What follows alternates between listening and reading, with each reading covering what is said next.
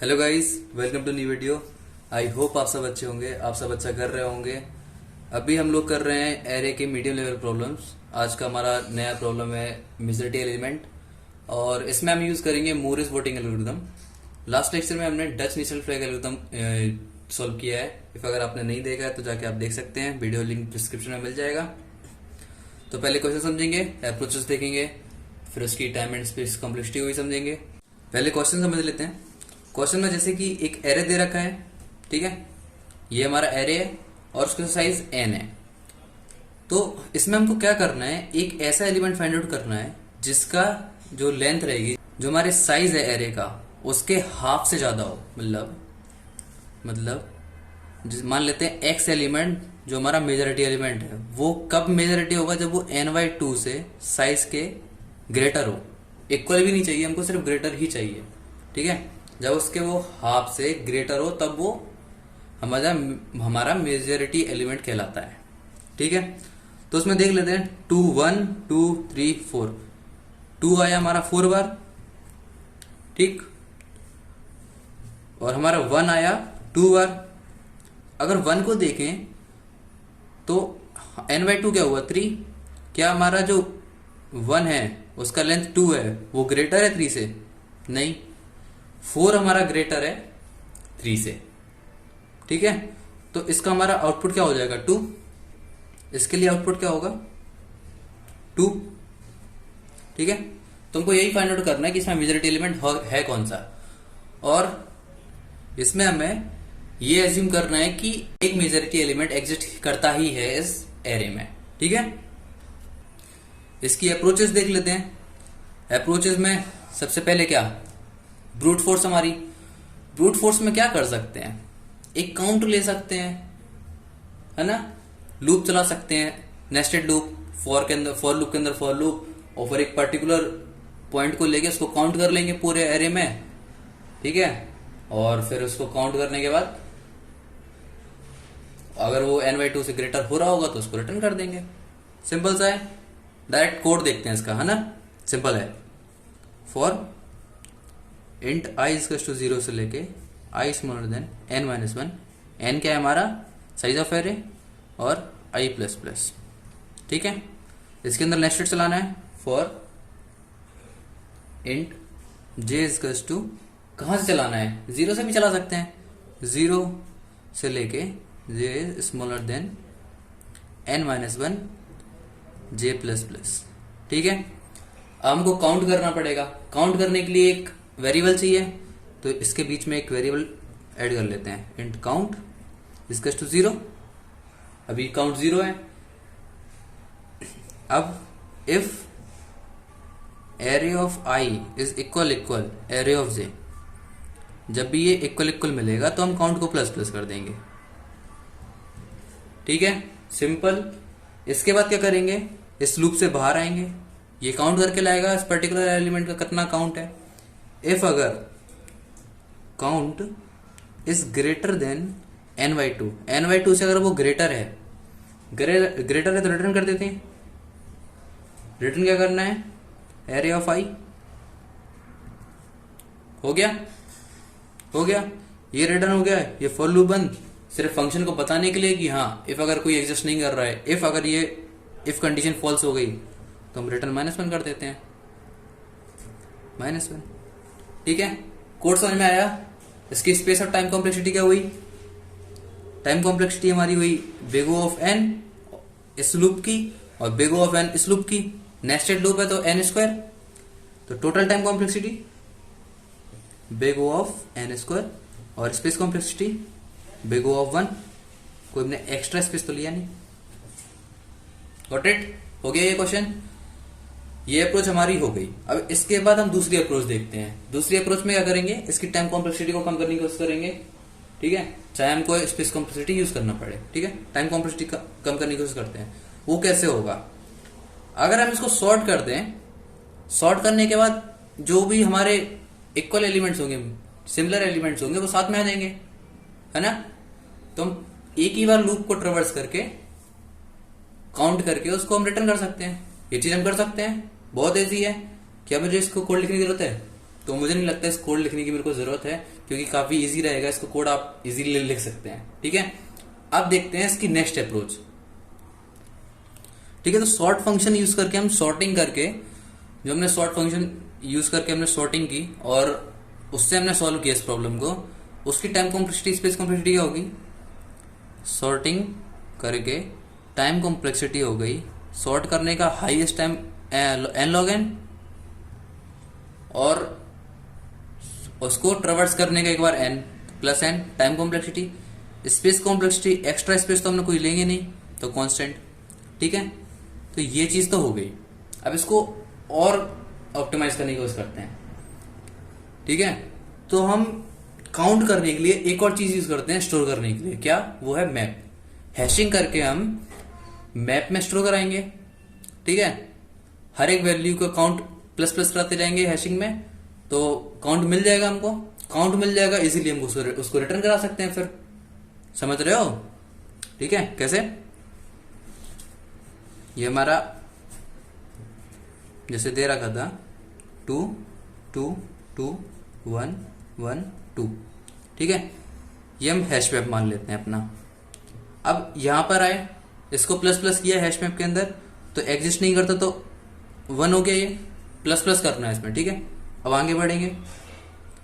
आगे बढ़ेंगे तो 2 ऑलरेडी एग्जिस्ट करता है, प्लस प्लस हो जाएगा, ये 2 हो जाएगा। आगे बढ़ते हैं, फिर ये 3 हो जाएगा। आगे बढ़ते हैं, 1 एग्जिस्ट नहीं करता, प्लस प्लस हो जाएगा तो 1 हो जाएगा। आगे बढ़ते हैं, ये 2 हो जाएगा। आगे बढ़ते हैं, ये 4 हो जाएगा। ठीक है, अब सिंपली क्या है? एडवांस फॉर लूप यूज करके, एडवांस फॉर लूप क्या है? फॉर ऑटो आई से ऑटो आई आइटरेटर का नाम, और हमारा जो भी मैप रहेगा, अनडॉट मैप मान लेते हैं, यूएमपी नाम से कोई है, तो हमने यूएमपी लिखा, उसको ट्रेवर्स करके हम इस फॉर लूप को यूज करके इसमें ट्रेवर्स करेंगे। इसकी सेकंड वैल्यू जब भी ग्रेटर होगी ny2 से, तो हम उसको रिटर्न कर देंगे। इजी है, इसका कोड लिखना है? नहीं लिखना है, काफी सिंपल है, आप आराम से लिख लेंगे। ठीक है, जिसने पुराने वीडियोस देखे ना, तो काफी सिंपल कोड है, तो इसमें टाइम वेस्ट करने से अच्छा है एक अच्छी एल्गोरिथम सीखते हैं। अब मूरेज वोटिंग एल्गोरिथम।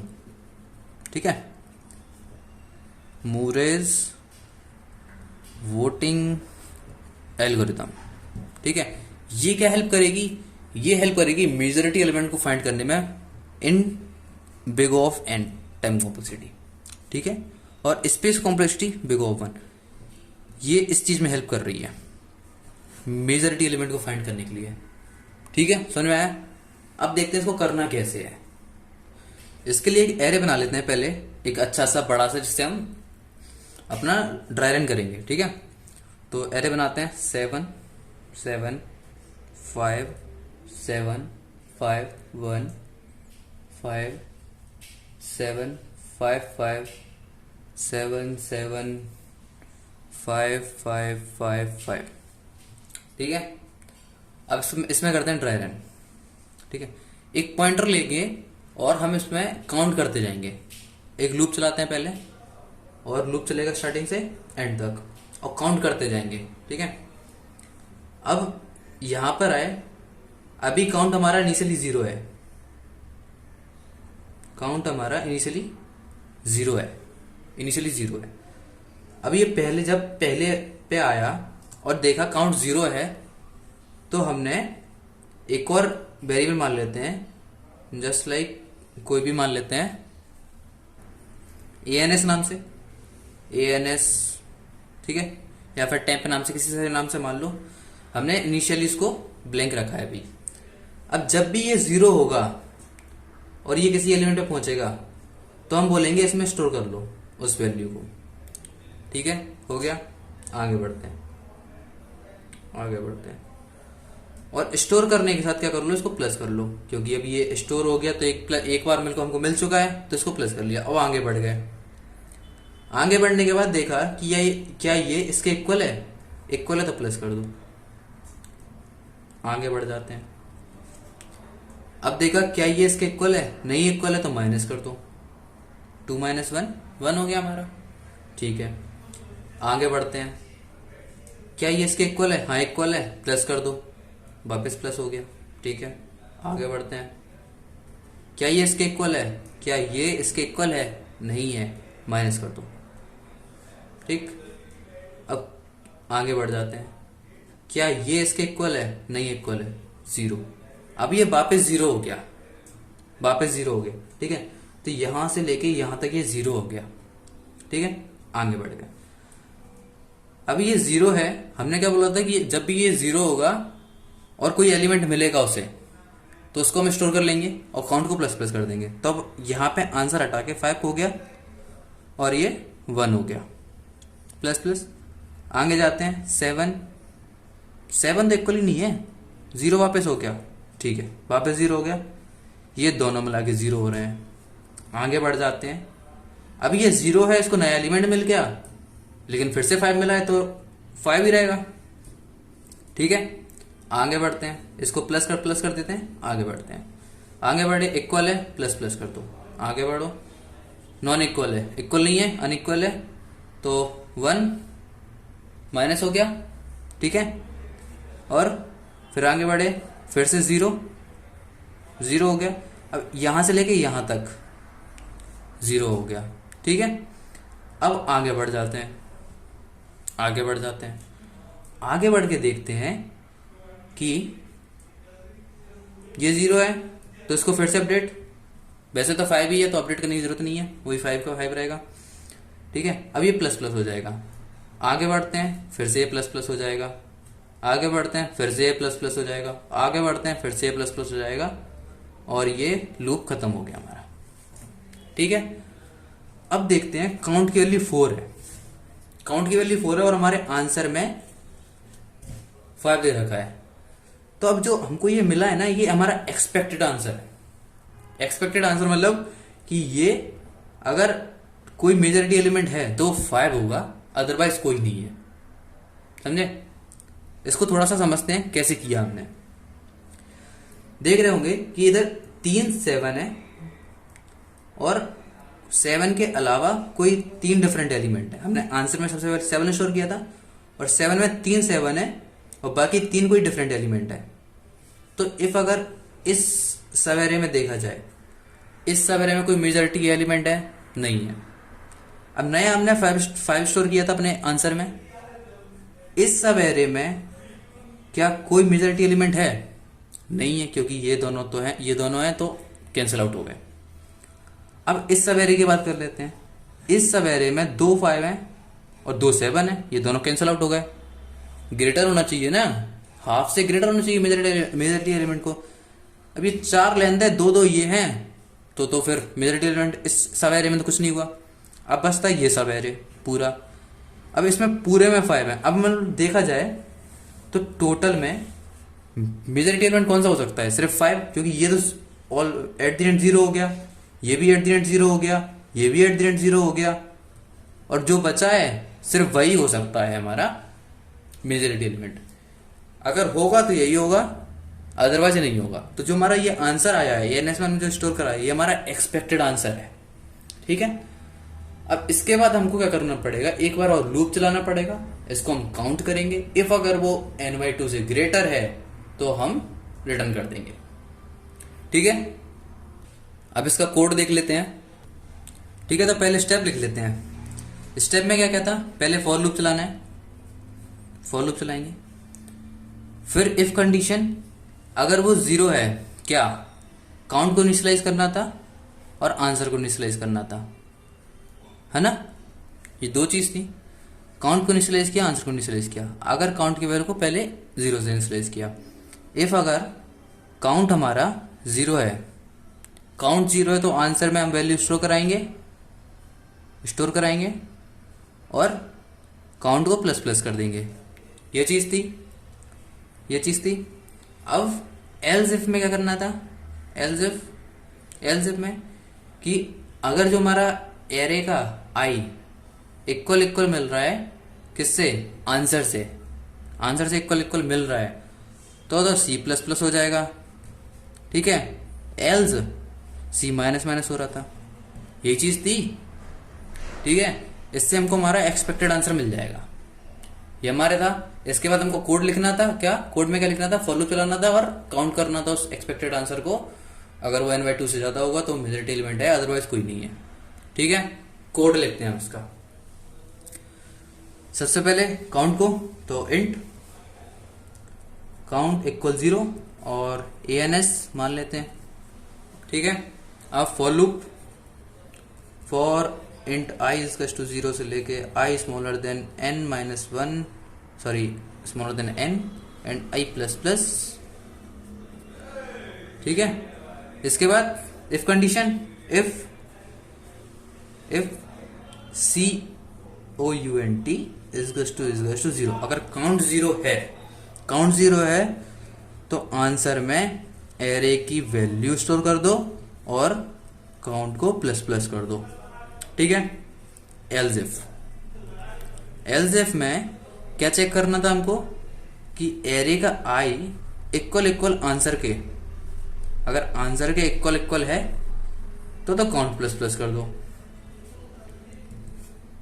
ठीक है। एल्स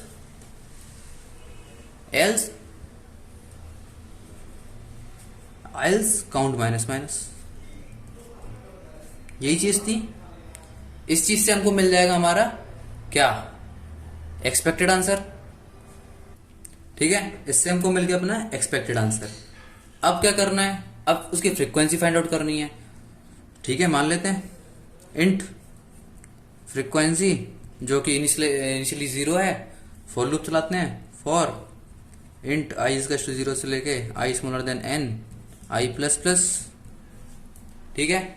इसके बाद if array of i equal ans, अगर इक्वल ans है तो फ्रीक्वेंसी प्लस प्लस हो जाएगी, समझ में आया। इसके बाद क्या करना है, इसके बाद if frequency is greater than, किस चीज से, n/2 से ग्रेटर है तो हमारा रिटर्न आंसर, अदरवाइज इसके अगर ये नहीं है तो कोई और है ही नहीं, तो रिटर्न -1, ठीक है। समझ में आया कोड। देखते हैं इसकी टाइम कॉम्प्लेक्सिटी, स्पेस कॉम्प्लेक्सिटी को समझते हैं। टाइम कॉम्प्लेक्सिटी क्या हुई, ये चल रहा है फॉर लूप एक बार बिग ऑफ n, दूसरा ये फॉर लूप है, दूसरा ये फॉर लूप है, big of n। Total time complexity वही हमारी big of n plus n, जो कि होती है 2n, और कांस्टेंट को हटा देते हैं तो ऑलमोस्ट बिग ऑफ n, ठीक है। स्पेस कॉम्प्लेक्सिटी कोई हमने स्पेस यूज किया, कोई भी नहीं किया, ना एक्स्ट्रा स्पेस ना कोई स्पेस, कांस्टेंट। टाइम कॉम्प्लेक्सिटी हमारी हुई big of n, space complexity हुई बिग ऑफ 1, ठीक है। सो आई होप आपको समझ में आ गया होगा। इफ अगर नहीं आया तो वीडियो को फिर से देख सकते हैं। So thank you so much, have a nice day.